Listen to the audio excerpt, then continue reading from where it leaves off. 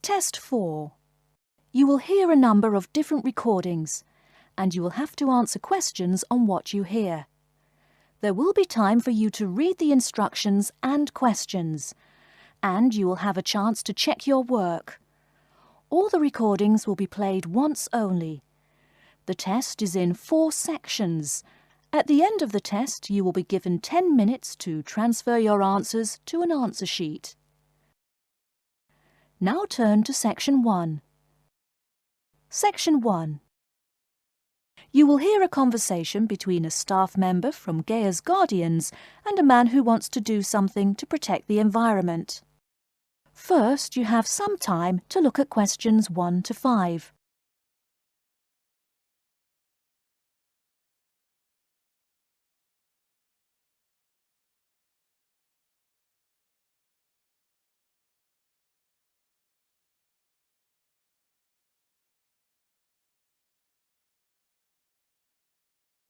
You will see that there is an example which has been done for you.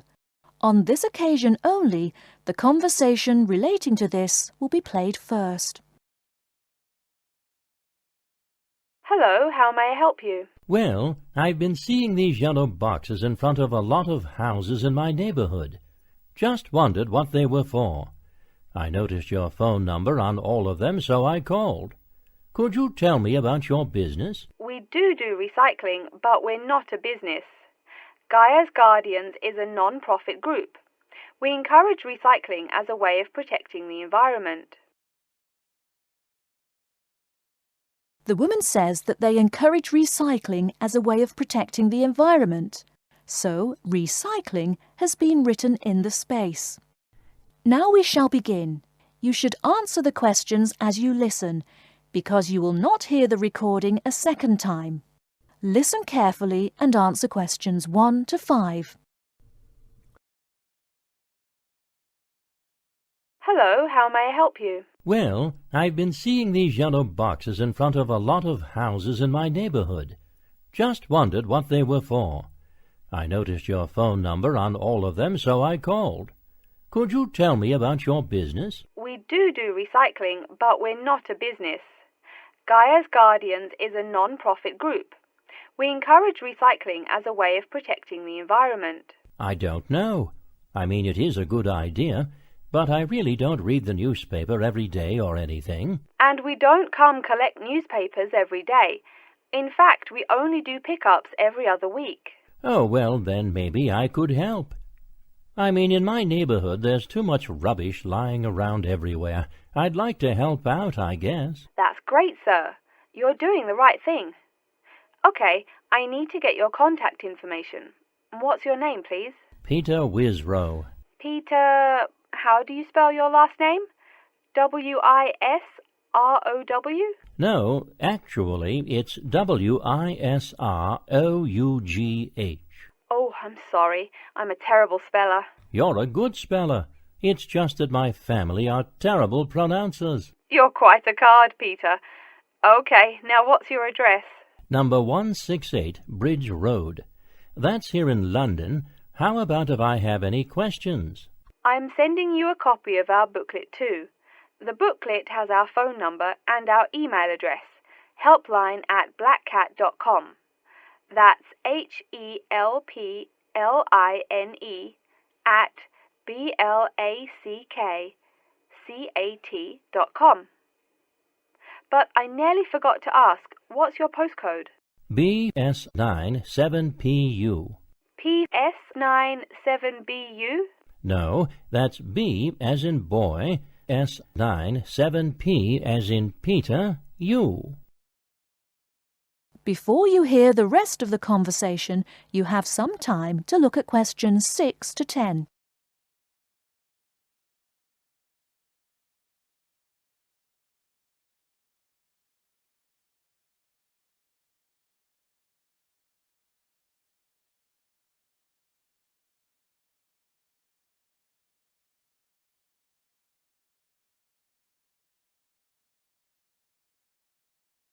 Now listen and answer questions 6 to 10. So I'm guessing those yellow boxes I saw are for recycled newspapers. Yes, that is correct, and it's free of charge. Wow, that's good news. Do you recycle anything besides newspaper? Oh yes, we recycle most everything. Glass, plastic, paper. Oh, so I can put like glass and plastic bottles in the box. Sorry again. Things like that you have to bring to our collection centre. And where is that? Our main centre isn't that far from you. It's actually right on the east side of Central Park. That new blue building? That's the one. Cool.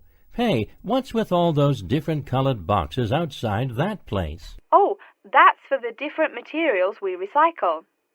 The blue is for metal, the green is for glass and plastics, and the yellow, of course, is for paper. Okay. I'll try and manage to keep all that straight. Oh, no need. They're each labelled. Great. So which one would I put magazines in? Actually, they don't go in any of the bins. Unfortunately, magazines can't be recycled because of the material they're made of. It's such a waste. So, would you be interested in volunteering? I'll think about it. Could you send me some more info? Absolutely. Along with the newspaper box, I'll be sending you our booklet, Savvy. That is SAVVY. It tells you about what you can do to protect the environment in your daily life. Plus, it lists things you can do as a volunteer with our group. Hey, that's cool. Thanks. My pleasure. Do you have any other questions or concerns? Nope, that's it. That is the end of Section 1. You now have half a minute to check your answers.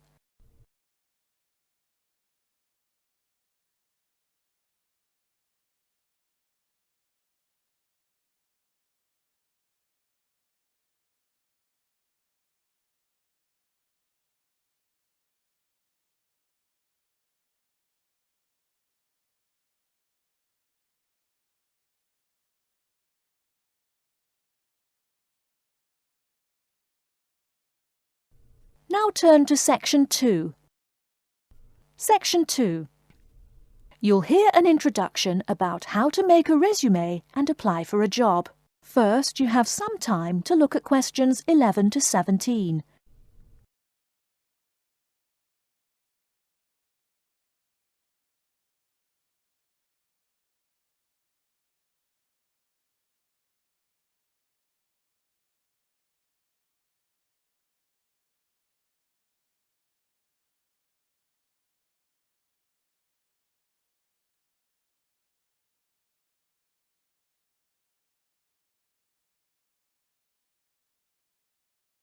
Now, listen carefully and answer questions 11 to 17.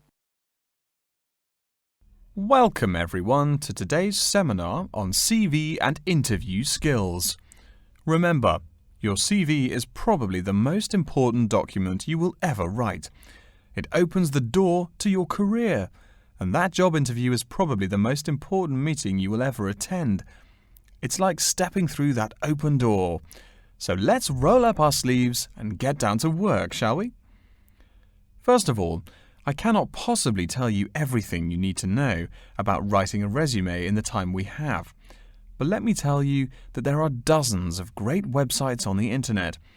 These will give you all the suggestions you need. If you look at the paper I gave you, you will see a list of the dozen most popular sites. I can mention a couple of important points, however. One is that your CV or resume should not be too long. A page is about right. Why? HR departments do not have the time to read long documents. Too many people are sending too many CVs. After all, the economic crisis of 2008 is still very much alive.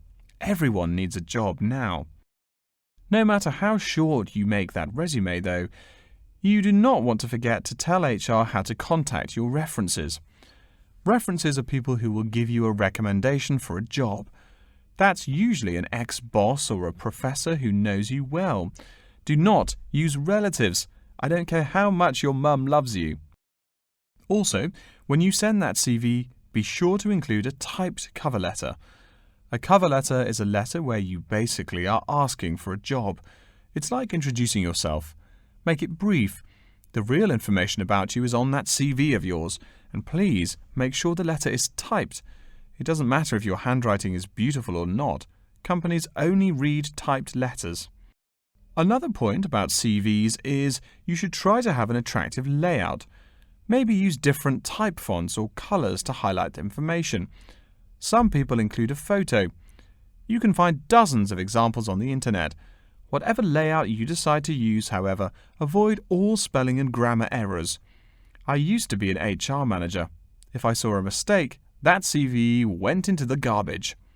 Something you write in a CV is a description of your skills and experiences in an interesting way. Mention training too. I mean, these are what get you hired. Do not just say, I have lots of experience, or I have many skills. Tell that boss what you did, for what company, and when. Better, tell him how well you did it. Don't just say, I sold houses. Say, I sold £2 million worth of houses in my first year. That is, say something to make the person reading excited and curious. Finally, speaking of CVs, it's sad, but some people actually forget to provide a contact number. That's pretty silly. You wrote a great CV, you have HR dying to meet you, and they don't know how. You forgot your phone number. Oh sure, if you apply online, they have your email address, but you just showed them you're forgetful. Why are they going to want to talk to you after that? Before you hear the rest of the talk, you have some time to look at questions 18 to 20.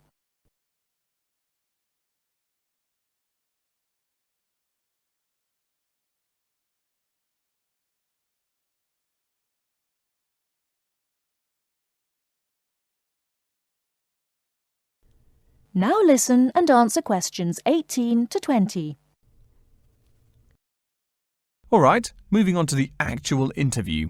I'll go over what you need to know by the end of it and what you can discuss and negotiate on later once it looks like you'll be offered the job. First, there's working hours.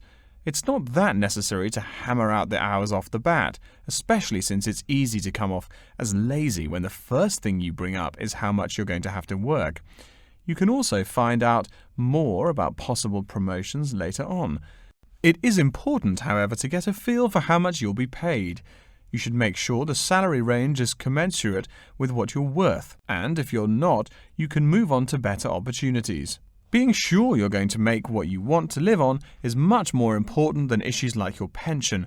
You're all so young that your pension is not going to matter for quite a long time. You should find out about what skills you must know for the job and what they'll teach you. In addition, if the company will provide training, you should find out how long the training period is and whether it is paid. Beware of any jobs that want you to train for a long time without appropriate compensation.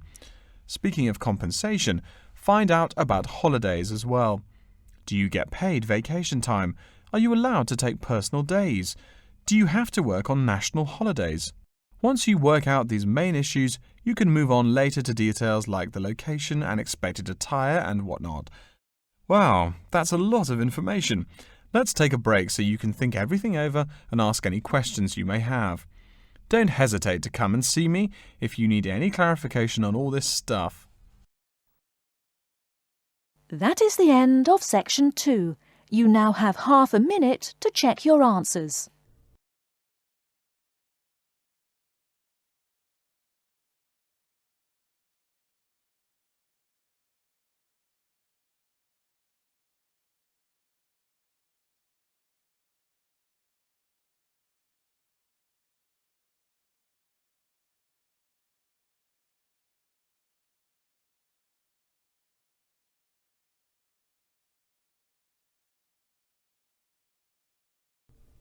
Now turn to section 3.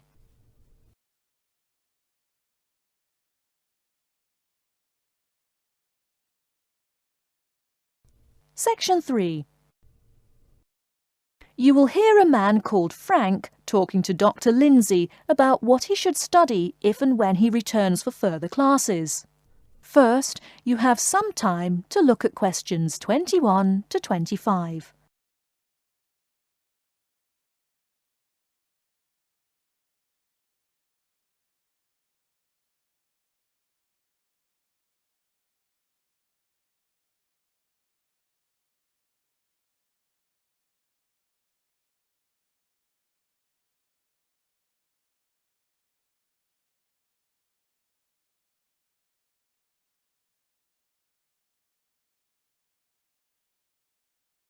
Now listen carefully and answer questions 21 to 25.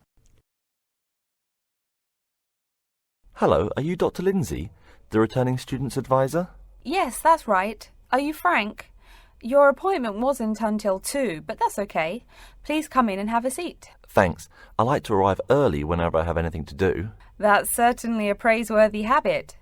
Let me see. It looks like you've taken a long break from school, and I understand you wanted to have a chat about what you should study if and when you return for further classes. It's such a big challenge. I don't know if I'm crazy for doing this or not. Believe it or not, I know exactly what you mean. Before I began working here at the university, I taught primary school for nearly 10 years. It takes a lot of courage to go back to school. I feel more shy and scared than the primary students I teach. In the schools I taught, I found today's youngsters are very sure of themselves. In terms of intelligence, I have a lot to teach them, and the maturity level of much of my class leaves something to be desired. But in terms of confidence, wow, a lot more confident than I am now, that's for sure. Stop fretting. A brave man is a coward who refuses to run. Let's talk about your strong points. You seem an intelligent man. What is it you would like to study? You see, I've been teaching children for a few years, but I think I'm happier teaching adults. I think teaching students in middle school is much more satisfying because they end up being much more grateful for your work. If I may ask, what got you interested in teaching adults? A lot of things, I guess. I met my future wife back in my first year of college. She always complains that I was more interesting then. She says that now I talk like I'm 7 years old. That's probably from being with children all day. Again, I know just what you mean. My husband used to say the same thing about me when I taught kindergarten. Anything else? Well, yes. Fairly often now I run into former students and we talk. Some of them are getting close to being grown up. I guess I think more and more about how people develop over time. So I'm interested in the results of education, the final stages. I see. Well, coming back to the university can be both difficult and very rewarding. There are some problems unique to returning students, older students like yourself. What do you think is your greatest weakness? Well, I actually think my confidence is getting better. I'm definitely overcoming my introversion and starting to be much more comfortable in front of a class. To tell you the truth, I'm afraid I'm rather behind the times about many things. It's more difficult for me to chase after the popular things youngsters are fond of, such as iPhone, Twitter, if you name it. I think I understand. Before you hear the rest of the talk, you have some time to look at questions 26 to 30.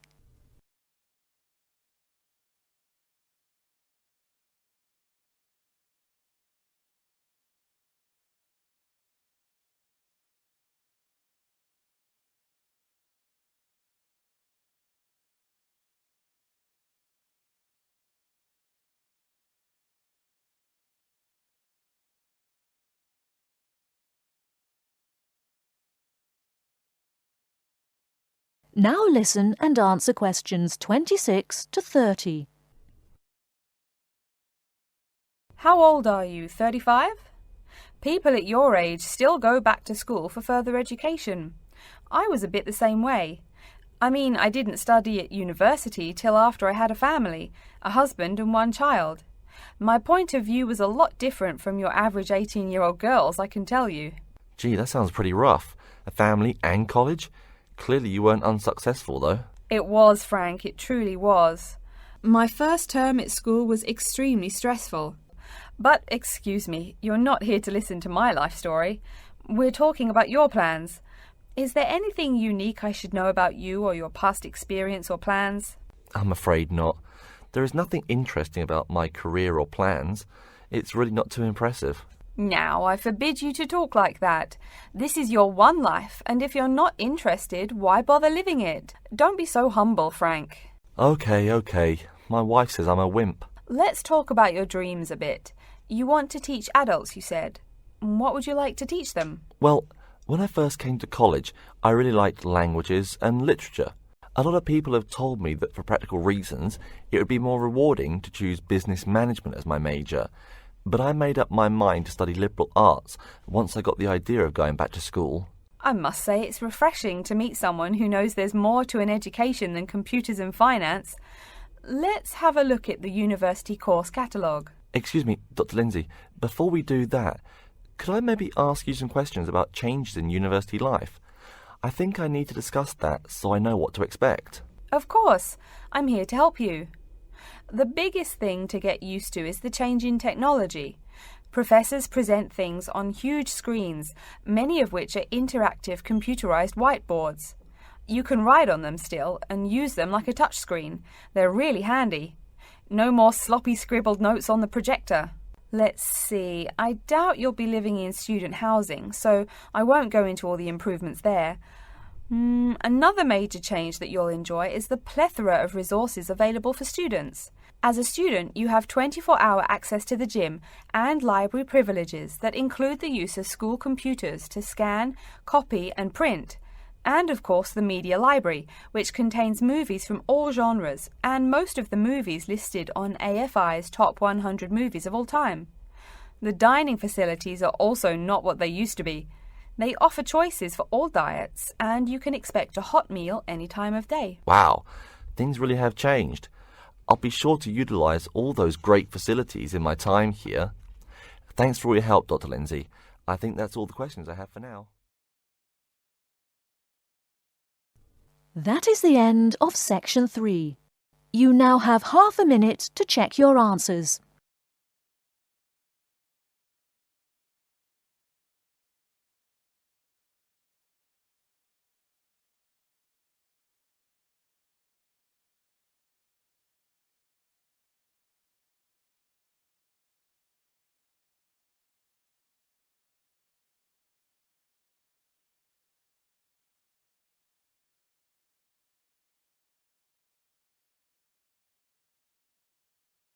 Now turn to Section 4. Section 4. You will hear an introduction about the curriculum and facilities of Wassamata University. First, you have some time to look at questions 31 to 40.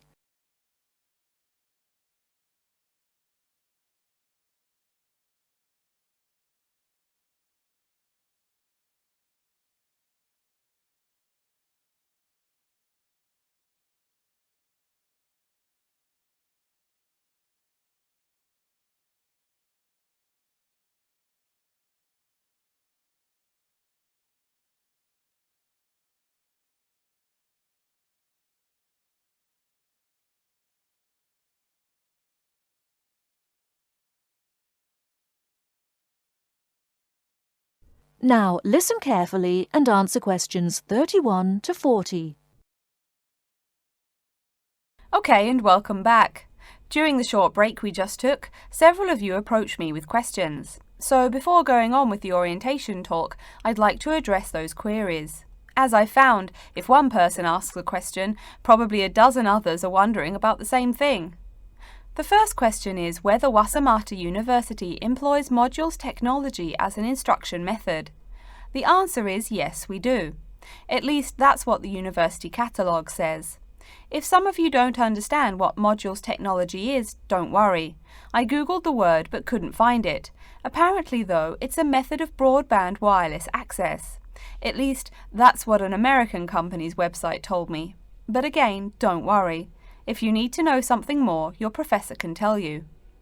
Another question someone asked me was what tomorrow's workshop on research methods and skills was about.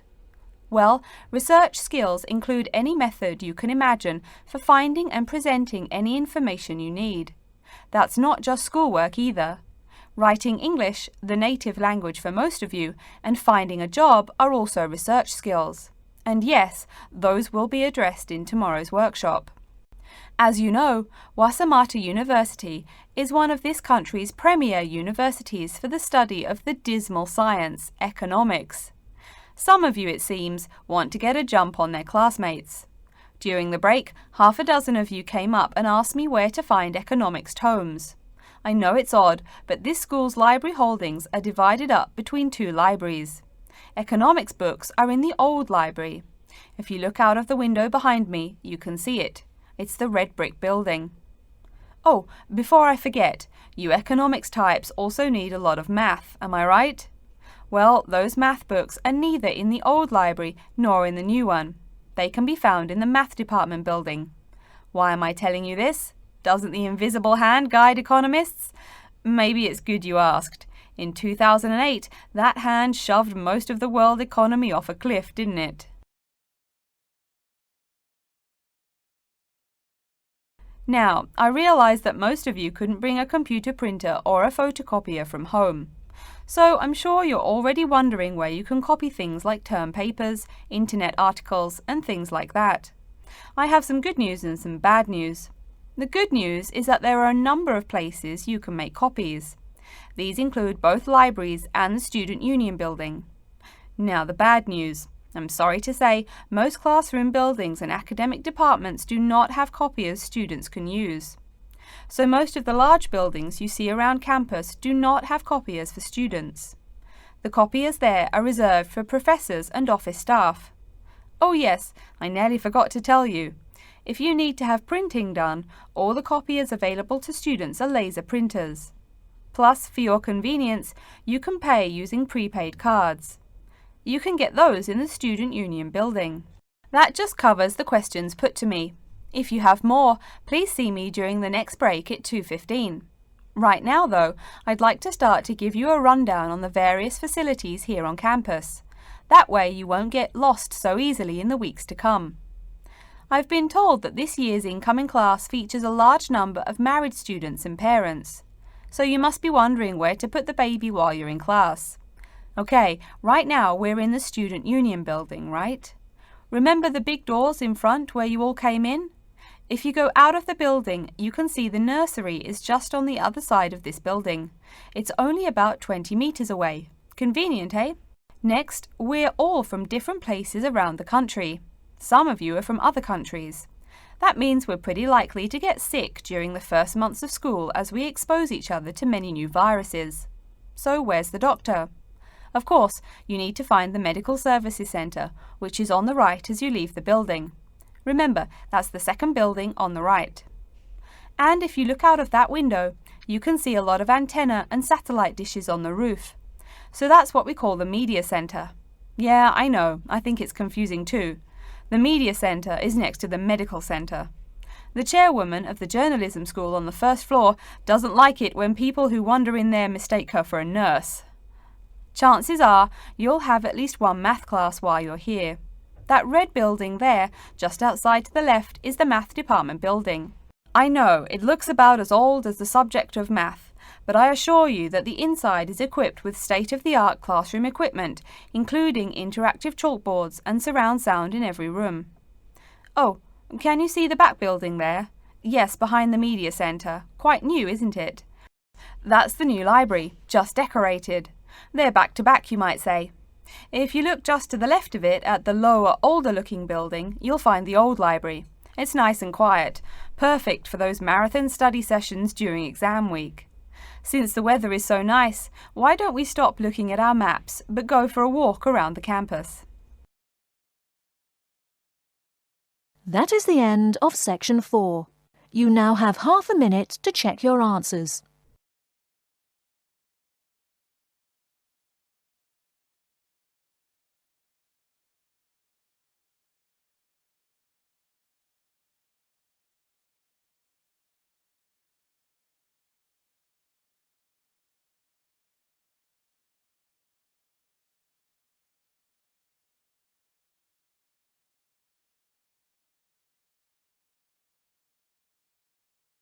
That is the end of the listening test. In the IELTS test, you will now have 10 minutes to transfer your answers to an answer sheet.